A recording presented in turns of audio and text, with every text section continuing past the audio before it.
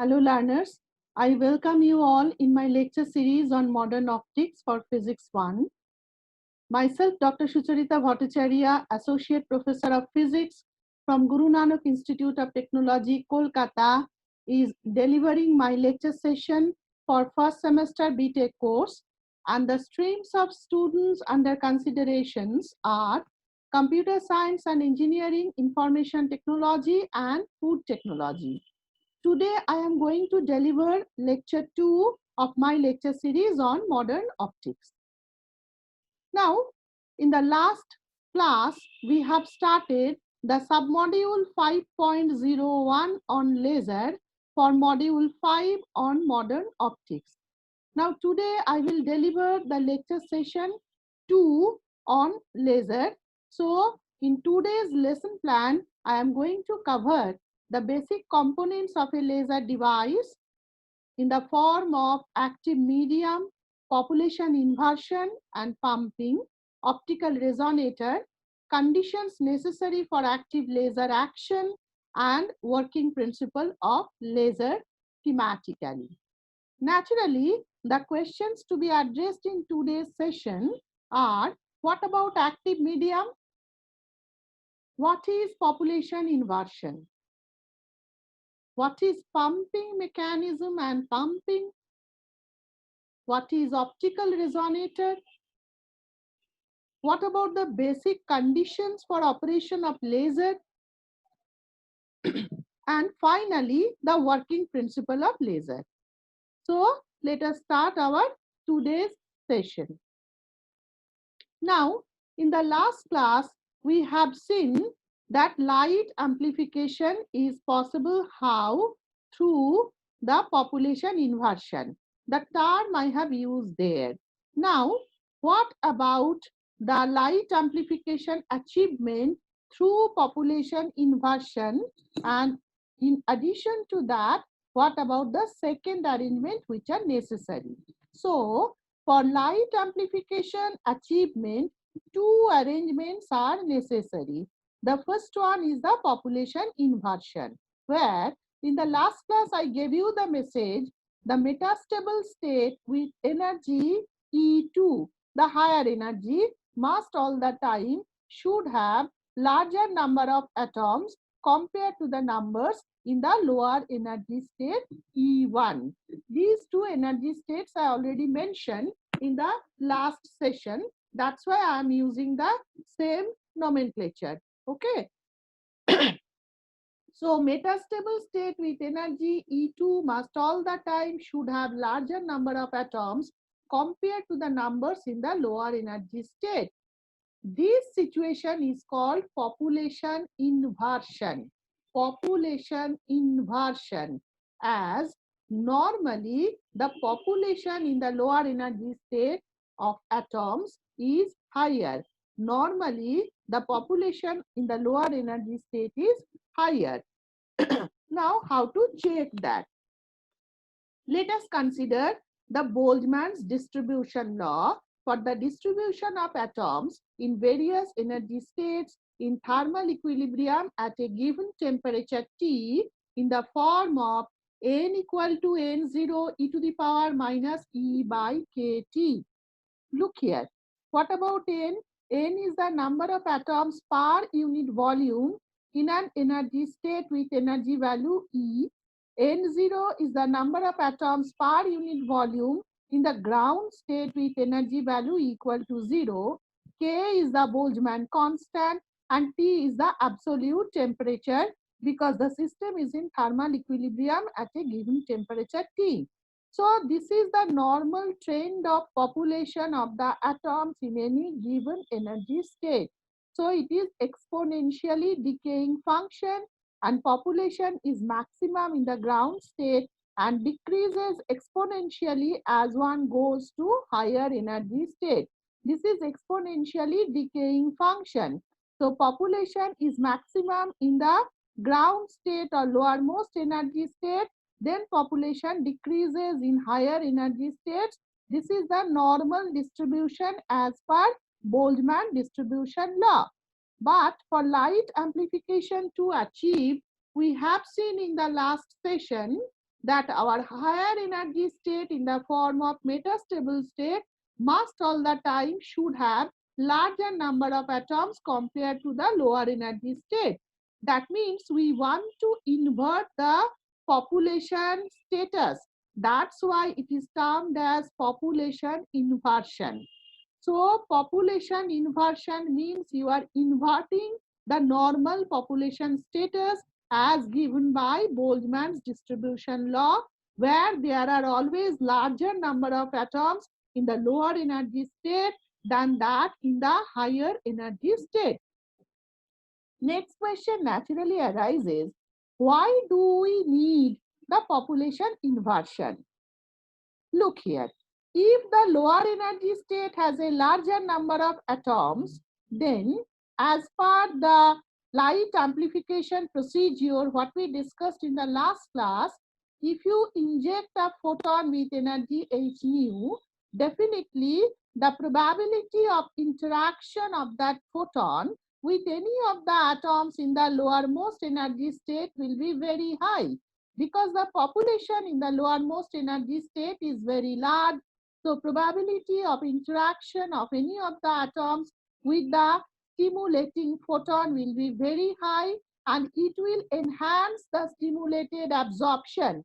It will enhance the stimulated absorption by absorbing the energy of the photon, but you need the stimulated emission for light amplification, what is discussed in the last class. That means if there are more population in the lower energy state, then there will be stimulated absorption at the cost of stimulated emission, and definitely there will be no possibility of light amplification to be achieved. That's why for light amplification to be possible, the one of the major arrangement what we need is that there must be the population inversion with larger number of atoms in the higher energy state than that in the lower energy state, going against the Boltzmann's distribution law. Clear? Now, let us clarify this point a little bit in the form of population inversion and Boltzmann law.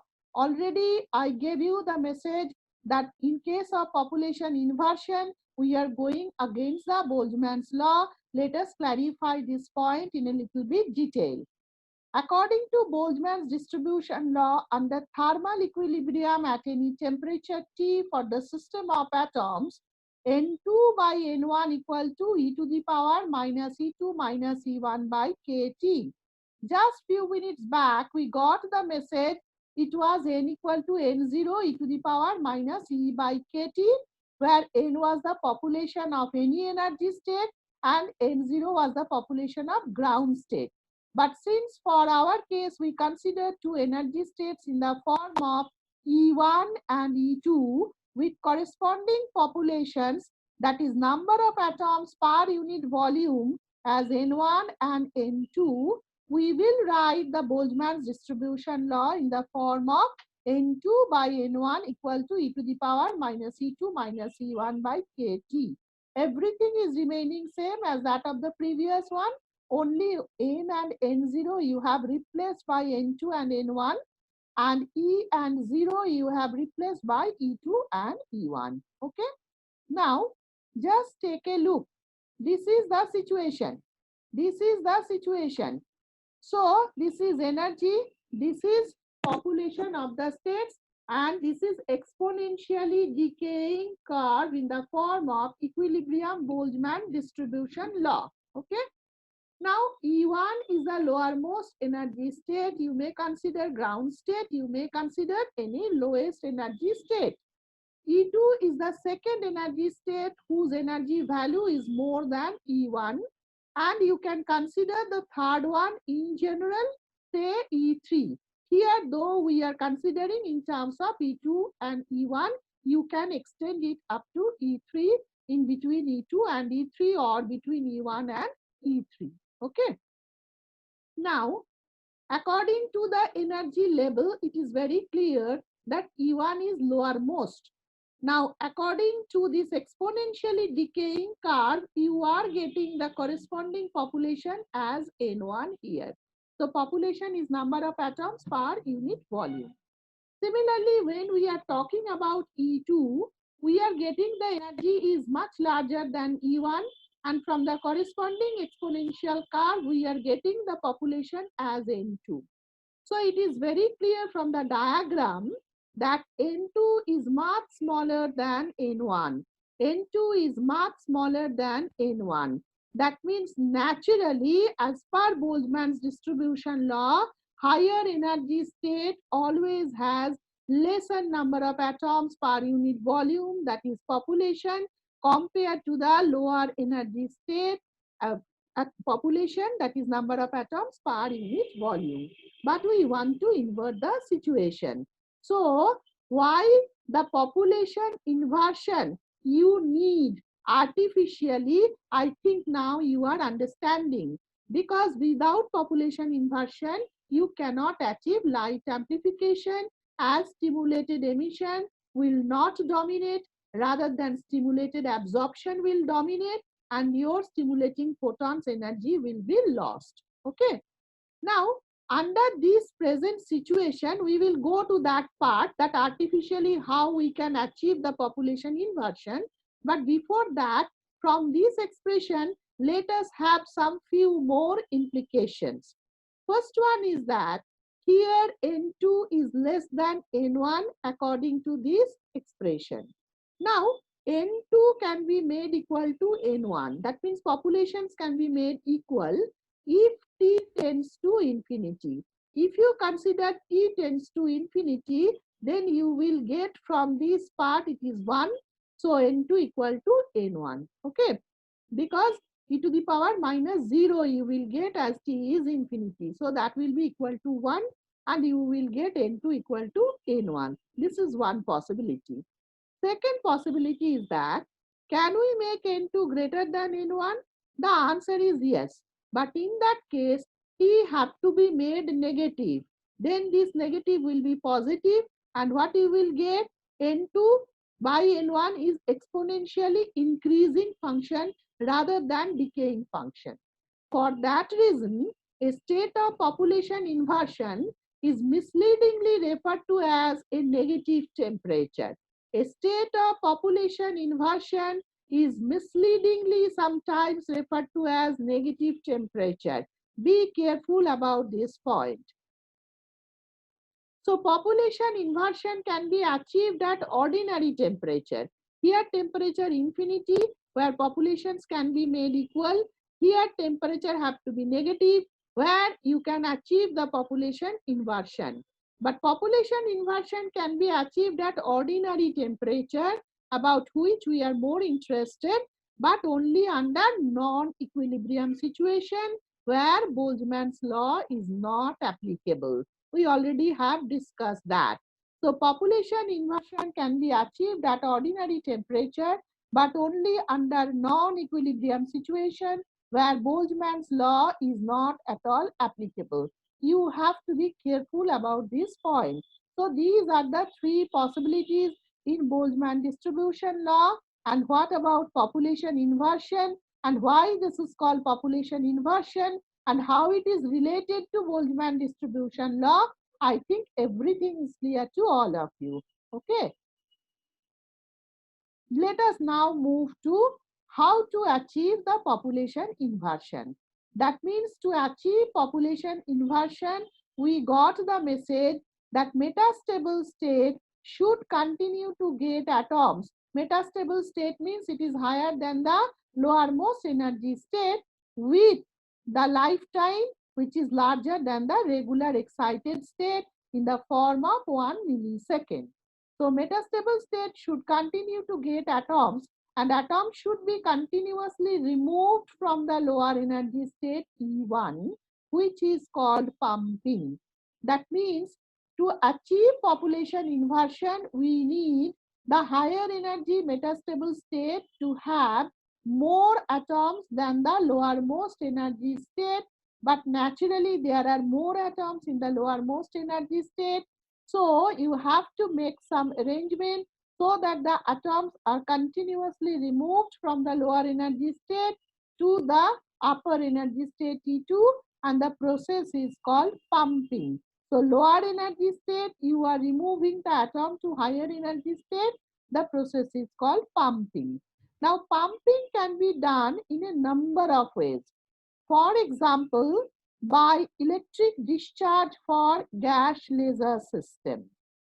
Similarly, by current injection for semiconductor laser system, by flash lamp for solid state laser system, and even by inducing other laser devices.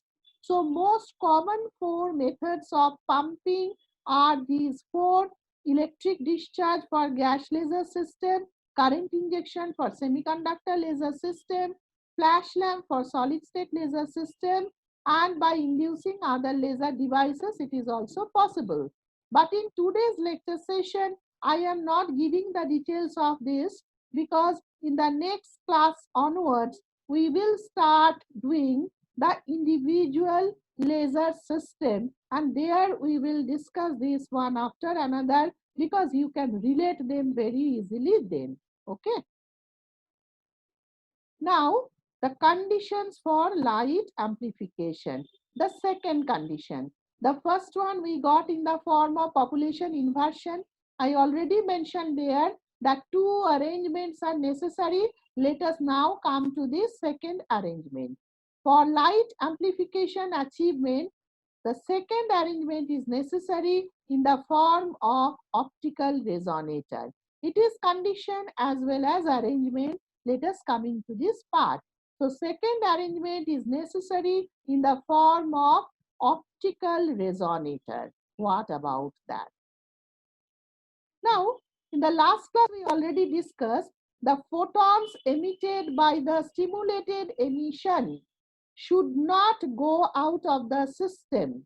It must remain in the system so that they are available for the next stage for enhancing more and more stimulated emission. That means you have to contain the photons in the neighborhood of this system. So the photons emitted by the stimulated emission should stimulate other atoms to emit more photons. So stimulating photons should spend enough time in the system interacting with the atoms. Enough time in the system interacting with the atom means it will supply the pumping energy for stimulated absorption. Now, to achieve this, how to achieve this? You cannot use the material of any wall of any ordinary material to contain photon. You know that? So, to achieve this, two mirrors are fixed at the ends of the cylindrical active region containing the lasing materials. Why? Because the mirrors will reflect the photons. Photon is nothing but the quantum of light energy. So mirrors will reflect the photons back and forth to keep them inside the region for a sufficiently long time. That means the stimulating photons, what you need to stimulate more atoms, for that you have to confine the photon somehow in the neighborhood of the system for long time. For that purpose, you cannot use any wall of ordinary material. So you have to use the mirrors which are fixed at the two ends of the cylindrical region. These mirrors reflect the photons back and forth on both sides to keep them inside the region for a long time. Out of these two mirrors, one is made slightly transmitting. Why?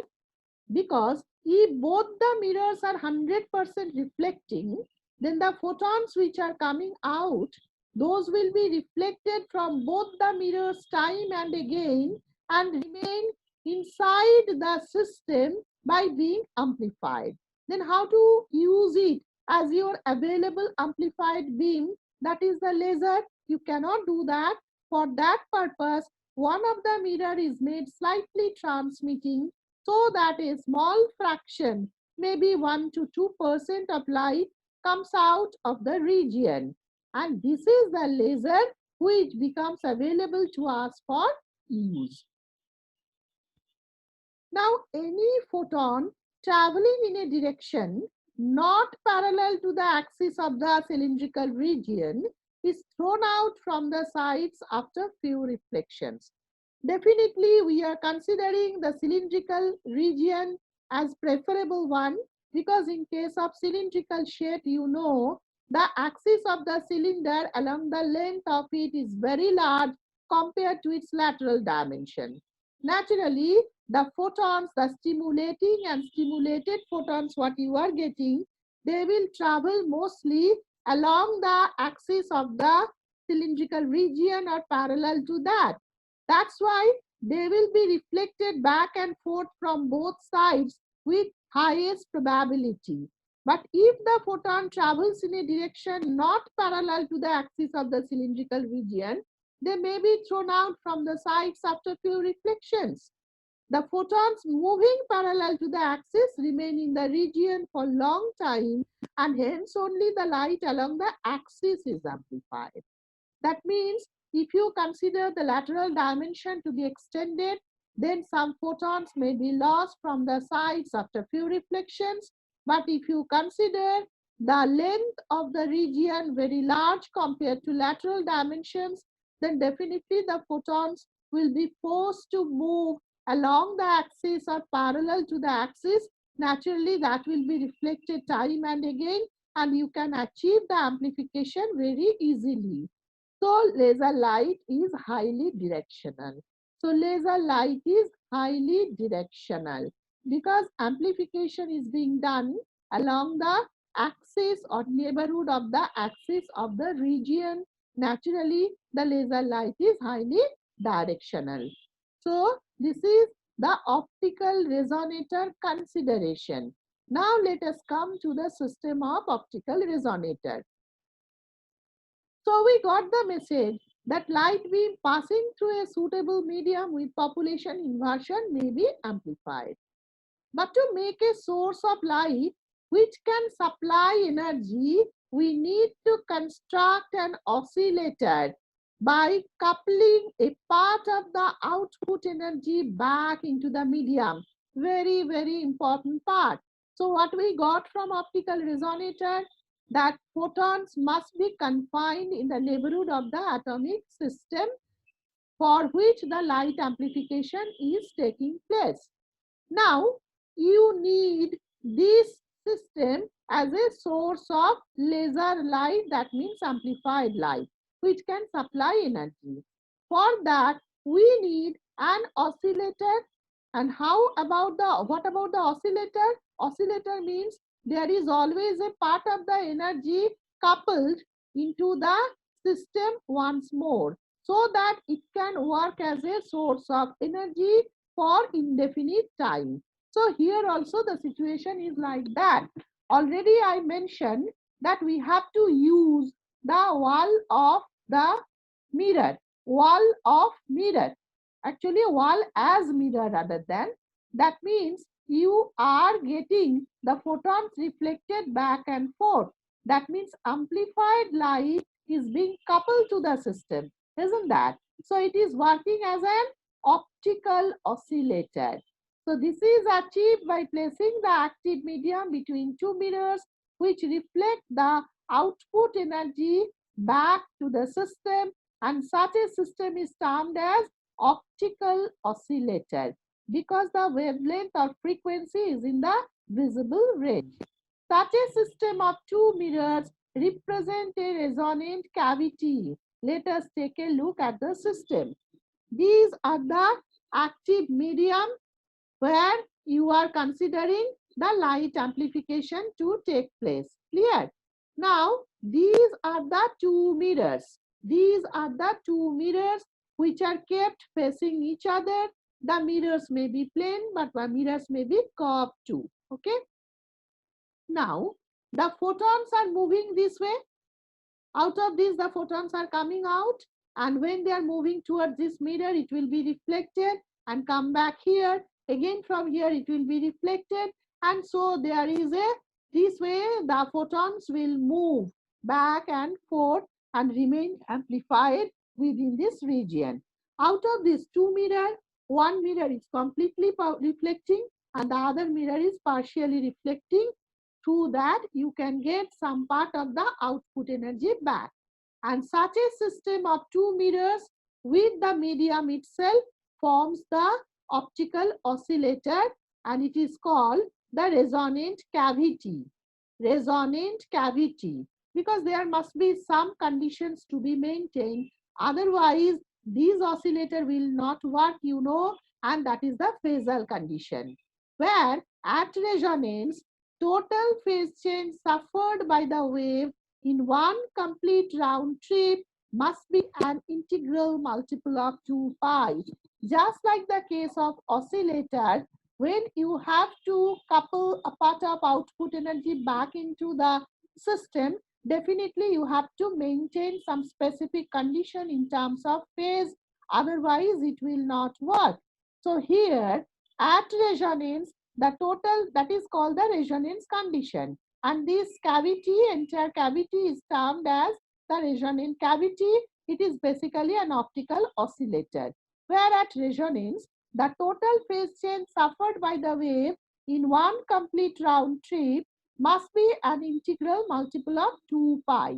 Thus, if d represent, this is d, the length of the cavity, then we can write that 2 pi by lambda into 2d equal to 2m pi as the condition of resonance, where m equal to 1, 2, 3, 4, etc. Now, what about this? D is the length of the cavity. So, in one complete round trip, the photons are traversing total distance d plus d equal to twice d. That means total path traversed in one complete round trip by this amplified photon in the form of stimulating as well as stimulated are traversing the optical path of value 2d. So what about the corresponding phase change? 2 pi by lambda into 2d, and it must be equal to the integral multiple of 2 pi according to the resonant condition. So it is 2m pi, where m is the integer representing the various modes, that is 1, 2, 3, and lambda is the wavelength of the radiation emitted in the medium enclosed by the cavity. Lambda is the wavelength of the radiation emitted in the medium enclosed by the cavity. So I think you are getting very much this fact that what is optical resonator and why it is called the optical oscillator. So the above equation shows that the cavity will support, very, very important, only those wavelengths for which the round trip phase change is an integral multiple of 2 pi. That means the wavelength for which this condition is satisfied only will be amplified time and again to give you the corresponding color of the laser output, because that particular lambda which will support these conditions depending upon the d value for a particular mode will be amplified time and again. Accordingly, your laser output will take the corresponding color of the wavelength. And we used to get different colors of the laser output. All of you are familiar with that, isn't that? So, the three main components of any laser device. Now, the main components, basic components of any laser device are the active medium, the pumping source, and the optical resonator. I talked about the medium number of times, but we need active medium, then pumping source, and the optical resonator. Why the medium is called the active medium? It is nothing but the collection of atoms, molecules, or ions in solid, liquid, or the gaseous form. I mentioned in the last class already. But why active? Capable of amplifying light waves in presence of population inversion. That's why it is active medium. That means collection of atoms, molecules, or ions in solid, liquid or gaseous state, but capable of amplifying light waves in presence of population inversion gives us the active medium. Here, it must be kept in our mind that excited state of the active laser medium must be having one metastable state with lifetime of the order of 1 millisecond to enhance stimulated emission. So within active medium, we have the collection of atoms, molecules or ions, and they have large number of energy states available. Definitely out of them, we will use some specific energy states for which light amplification is possible in terms of stimulated emission. So one of the excited states, you must have a metastable state whose lifetime is 1 millisecond. And what about the role of metastable state? In the last class we discussed, and today I will also move a little bit along the same line. Okay. Now, under normal circumstances, there is always a large number of atoms in the lower energy state than that in the upper energy state that we have seen according to Boltzmann's distribution. Any electromagnetic wave, that means photon, passing through such a collection of atoms, we already have seen it will attenuate, causing stimulated absorption at the cost of stimulated emission. So for amplification, the medium has to be kept in a state of population inversion. For that, we need the pumping mechanism to obtain the state of population inversion between a pair of energy levels of the atomic system. So pumping device is very, very important so far, so far as basic components is required. One is the active medium, next one is pumping mechanism, because you have to achieve the population inversion. So you need the pumping device. The emitted photon must be confined in the system long enough to allow them to stimulate further emission from other excited states by placing the active medium between a pair of mirrors, either plane or curved, facing each other in the form of optical resonator. That means if you contain the atom in the neighborhood of the system, you have to use the optical resonator. So it is also one of the very important components of the laser device. So three basic components of laser device: the active medium, because it is capable of amplifying light waves in presence of population inversion. Next one is pumping device or the pumping source, and third one is the optical resonator. Now, the basic conditions for laser operation. Very, very important. Don't confuse or mix up. This is basic conditions for lasing operation. Previous one, basic components. Okay. Now, what about basic conditions? Take a look. There must be population inversion. We already familiar with it. Why do we need that? It is known to us. The excited states of the active laser media must be having a metastable state. This is another condition. Otherwise, it is very difficult to achieve the population inversion. The third one, the use of reflecting mirrors at the ends of the active system forming the optical resonator. So just take a look at the statement of the sentences. These are the conditions necessary to achieve laser action. There must be population inversion. The excited states of the active laser media must be having a metastable state, and the use of reflecting mirrors at the ends of the active system is another condition. Okay. Now, another point is very, very important. Though it is not considered as basic conditions, but definitely it is one of the very, very important conditions for the sustainable laser system to be possible. For sustainable lasing action, minimum number of energy level or states is 3. For sustainable lasing action, minimum number of energy states or level required is 3. Naturally, the question will come, why we need 3? Because with 2 we can do it. So why do we complicating our situation? This is the requirement. Let us now compare the 3-level laser system and the 2-level laser system. In case of 3-level laser system, just take a look. We have 3 energy states considered. One is the ground state or lowermost energy state.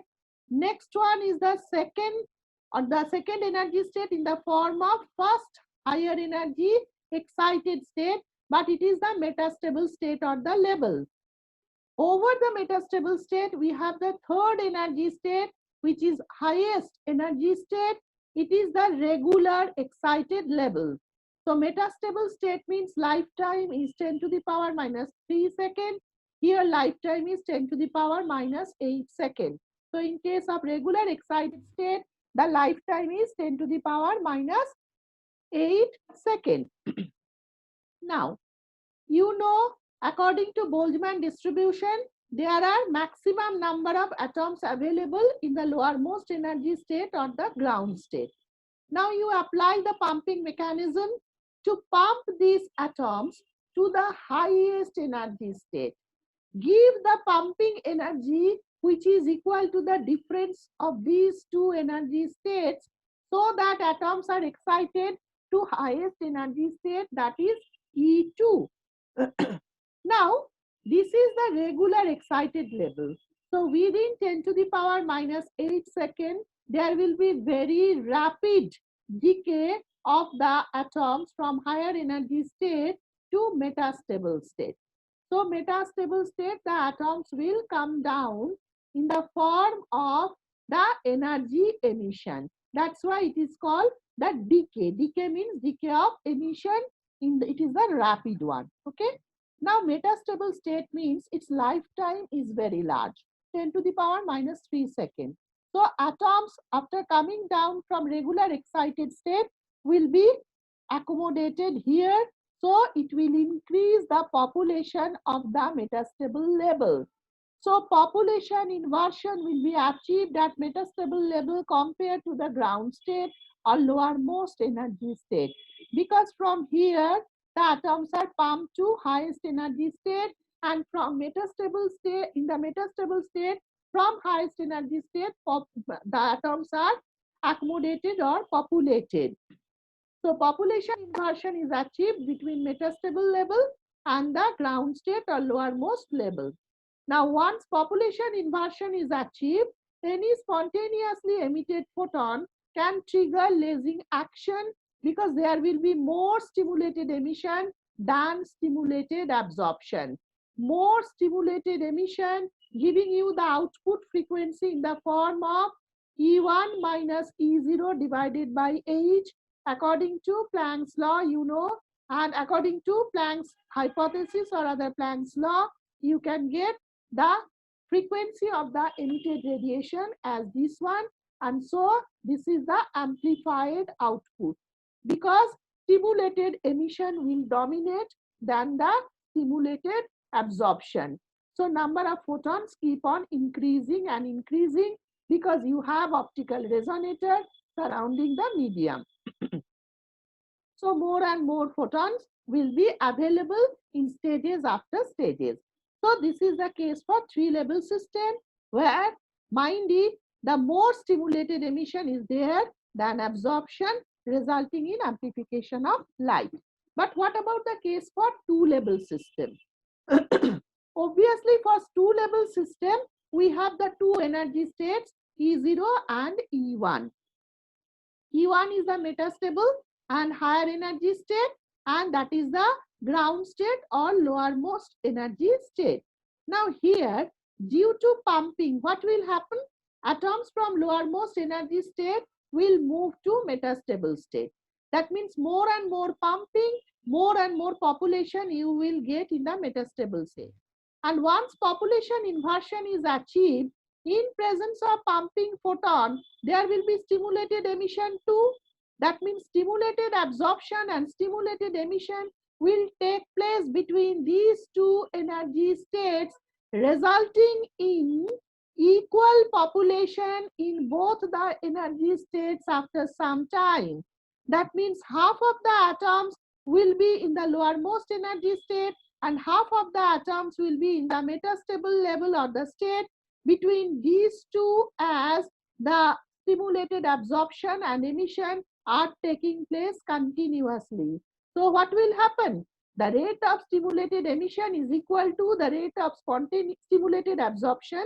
I'm sorry, rate of stimulated emission is equal to the rate of stimulated absorption.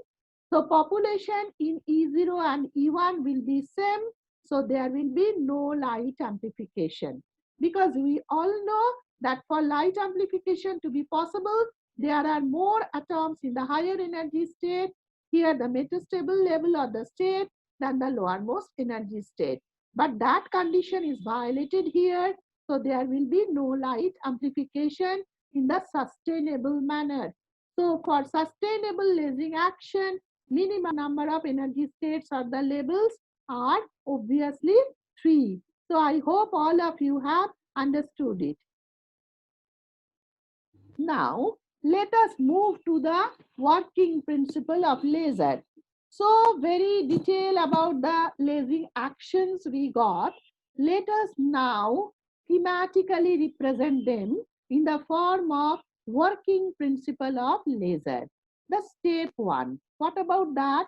The step 1 means you have to choose your medium. That medium must be active medium in the form of atoms, molecules, or ions, which are capable of light achieving light amplification in presence of population inversion. That is your active medium. It is the step 1. Next, step 2.